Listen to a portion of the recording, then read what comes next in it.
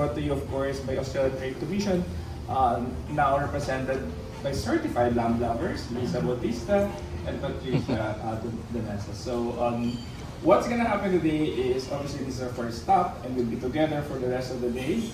I hope you didn't have breakfast or maybe nothing, because what we're gonna do is we are coming together to set a table and enjoy true Aussie lamb experience. Okay. So my name is Paul. I am with Meat Livestock Australia, and what I'm gonna do today is to just basically join you and share with you tips and some fun facts about Aussie lamb. Some interesting and some academic stuff. So let me begin by sharing with you that everyone will be getting some data sheets. Of course, this is the boring one. I won't fill up your tables with that. It's something that we're gonna get when you exit.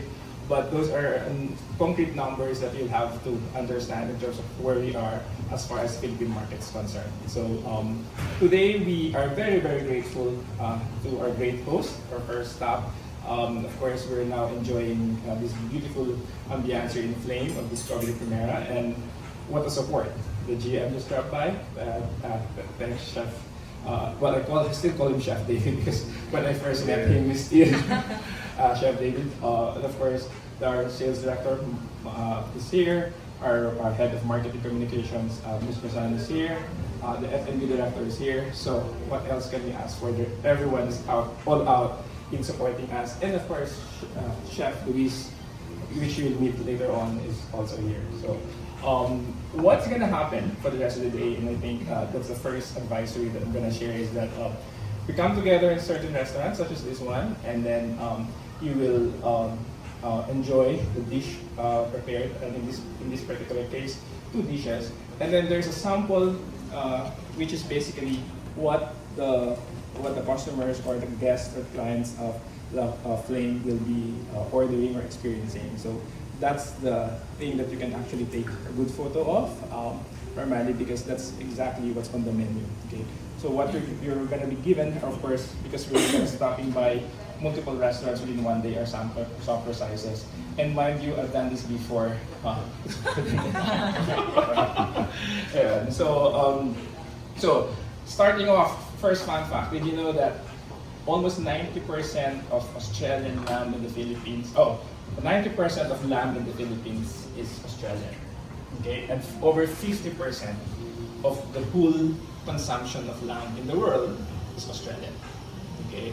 Of course, a lot of people will say, oh, I didn't know that, now you know. So please share the particular news, and whatever you eat here, or any part of the world, you can trace it back to the product. That because Australia has the most extensive traceability program, which means to say, if you want to know more about the product that you ate and whatever vitamins the particular animal took when he was from birth to the time he's slaughtered, you can actually trace that back. Okay? Because what happens is when a farmer has the cattle, then they're encoded. Whatever feeds, whatever vitamins they take, it's encoded. If it's sold to another farm, then that whole data is transferred to the next farmer until it goes to the abattoir. And even if it's picked up into a lamb shank, a lamb neck, or a shoulder, whatever, and it goes all over parts of the world, we can trace it back. So that's how extensive and exhaustive the system in Australia, and we're the only country in the world that has that now. Though of course, Australia is a very friendly country, and they're helping other countries to do the same thing for food safety, but we're a mile away in terms of really implementing this. So I'll stop there first. I'll be sharing more fun facts as we move along, but I think the main attraction for the day is, of course, the food that we're gonna taste. So allow me to call in Chef Luis, who will be sharing with you 2 dishes, and he'll share the inspiration behind these dishes. Chef, take it away. Hi, good afternoon, everyone. Thank you for coming, and I'm here to share with you, a little bit. I've been working with the MLA for quite some time now. Actually, even from Crown Plaza days. in 2005 when I was with Chef Cyril.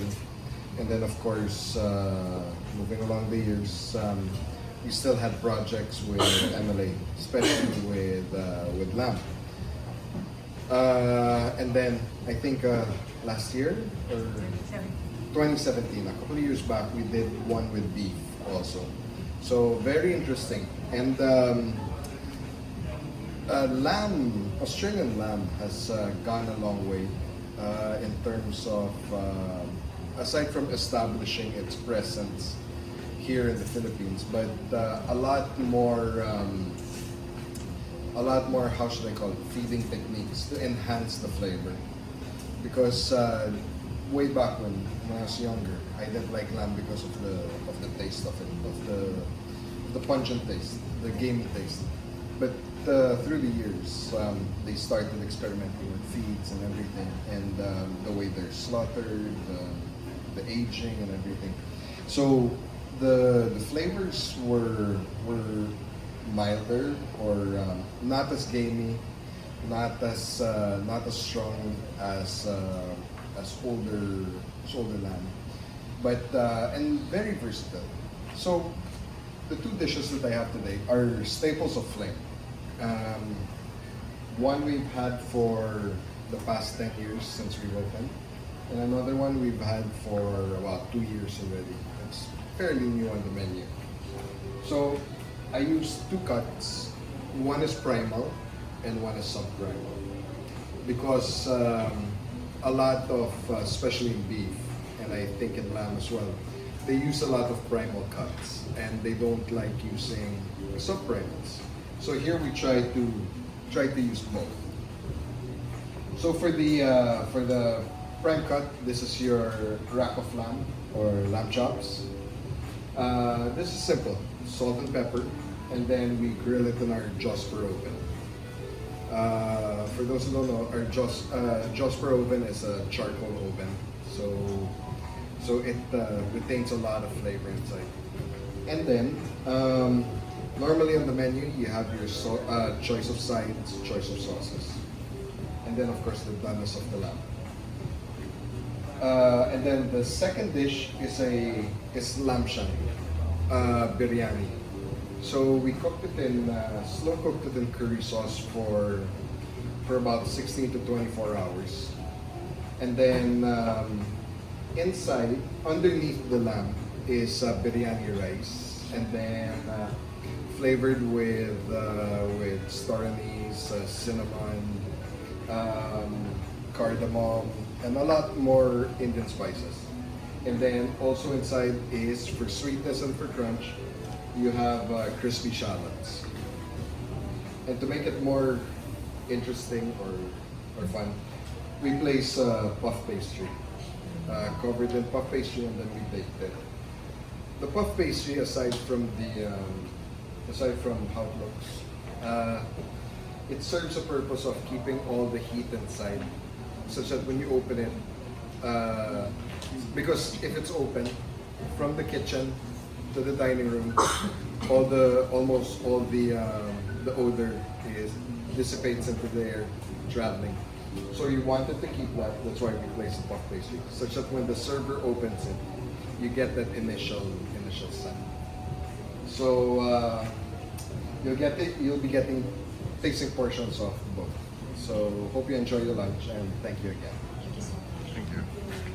Thank you, Chef. Thank you, Chef. So, yeah, indeed, the relationship goes a long, long way back. And now, I think the proof is there. No? So, this mastered handling Aussie lamb. So, for those who want to take photos while they prepare to serve you guys, so you can actually approach the dishes.